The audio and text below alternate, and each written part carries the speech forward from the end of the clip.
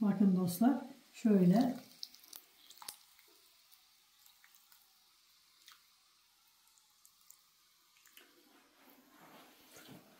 geriye kalanını da böyle tenceremize. Sevgili dostlar, böyle yağımızı koyuyorum tenceremizin dibine. Altını yakıyorum.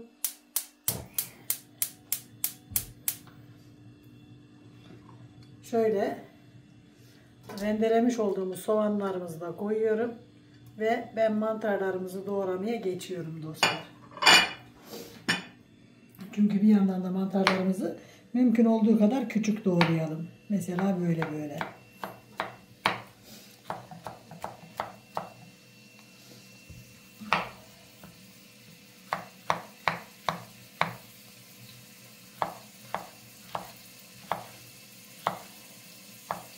Ne kadar küçük doğrarsak o kadar güzel. Bu şekilde doğrayacağız arkadaşlar.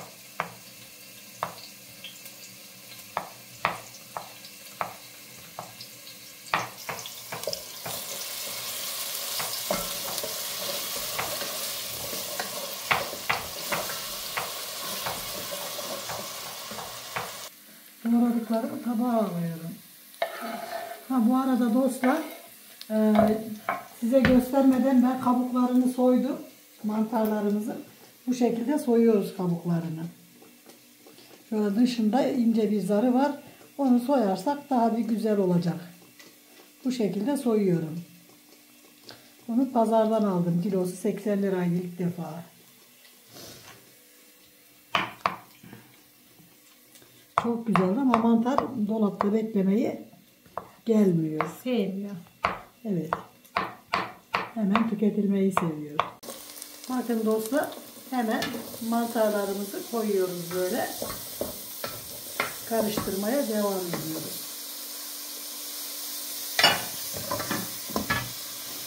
Açayım mı altını? Yok kızım, hayır. Tamam. Daha sonları doğramadık. Nasıl yiyeceğiz? Biraz gerekli. Bakın dostlar, mantarlarımızı koyduk. Şöyle birazcık ağzını kapatalım. Suyunu çeksin.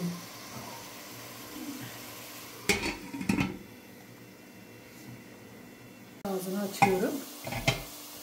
Tam suyunu çekmiş ve yağsına binmiş. Suyunu çekmiş, yağı çıkmış. Evet, tam yağsında şimdi. Şimdi bunun içine şöyle unumuzu koyuyoruz. 3 kaşık unumuz vardı. Üçünü de koyuyoruz. Ben şöyle güzelce karıştırarak birazcık kavuruyorum.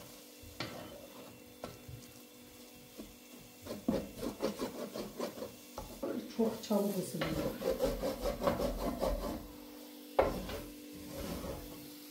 Şöyle biraz çevirdikten sonra şöyle sıcak suyunu şöyle yavaş yavaş ekliyoruz. Bir yandan da böyle karıştırıyoruz tabii ki de. İyice karıştıralım ki topağı kalmasın.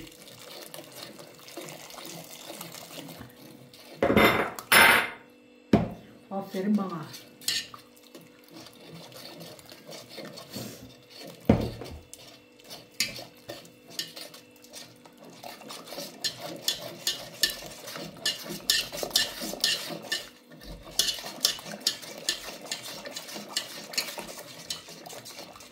Sonra biraz daha tabii ki ekleyeceğiz.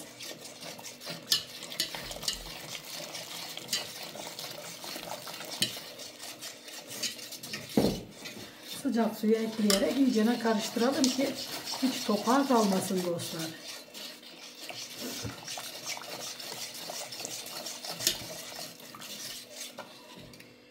Bakın topağı kalmadı.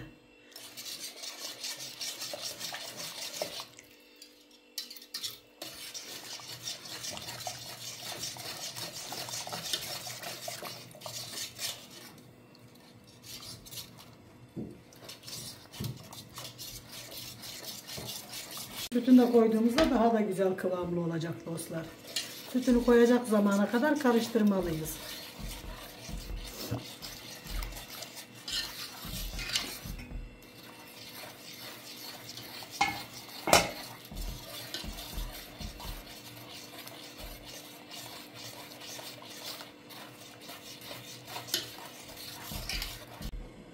Kıvamı güzel oldu. Hiç topağı kalmadı.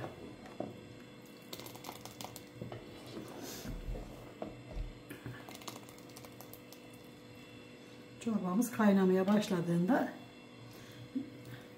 sütümüzü de ilave ediyoruz.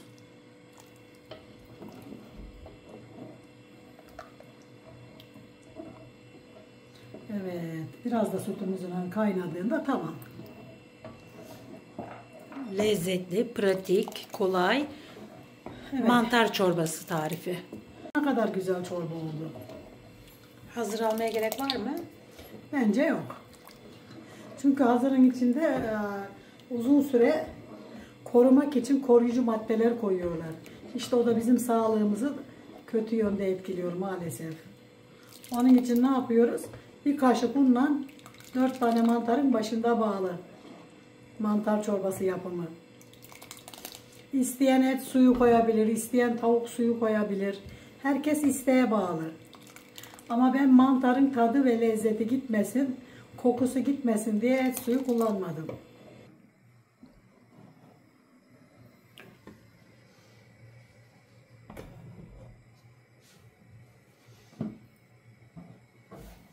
Dostlar bakın çorbamız kaynadı ve pişti. Şimdi tuzunu atacağım. Tuzunu neden sonradan attığımı size söyleyeceğim. Mantarlarımız daha iyi pişsin diye, bir de sütümüz kesilmesin diye tuzunu en son atıyorum. Herkes kendine göre atsın. Fazla tuz atmayalım dostlar. Çünkü fazla tuz tansiyonumuza kötü geliyor maalesef. Bakın gayet güzel oldu. Ve çok lezzetli görünüyor. Dostlar tadına hep beraber bakacağız inşallah. Oo.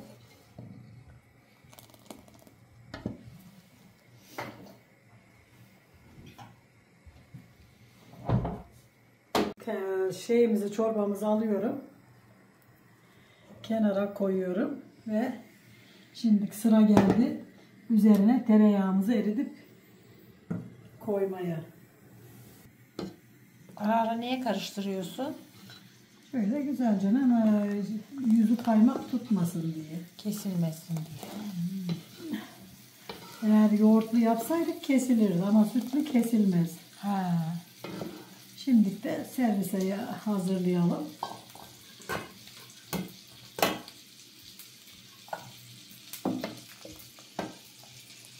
Bakır kaplara bayılıyorum dostlar. Ama maalesef bakır kapların da bazı sakıncaları var. Eğer kalaylı olmazsa tehlike.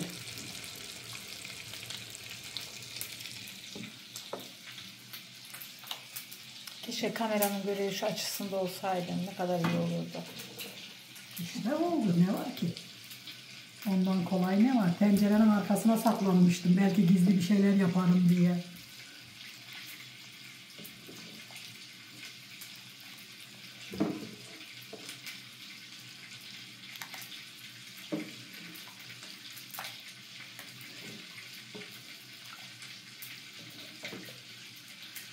Oh bakın mis gibi çok dostlar. Şöyle dereotumuzdan da serpiştiriyoruz. Tenceremize de serpiştirelim. Şöyle bir de karıştıralım. Bunu da karıştırırız sonra.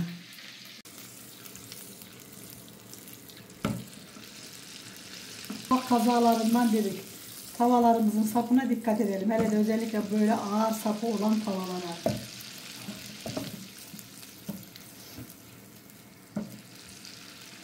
Tereyağını kendim yaptım dostlar. Kadirli'de süt aldım. Allah razı olsun sütü satandan da getirenden de. Şimdi bakın şöyle bir kaşık da biber atıyorum, toz biber. Bir tatlı kaşığı, çok değil dostlar.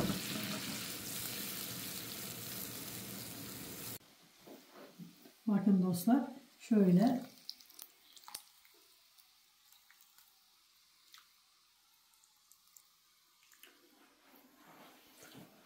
Geriye kalanını da böyle tenceremize. Böyle çorbamız hazır.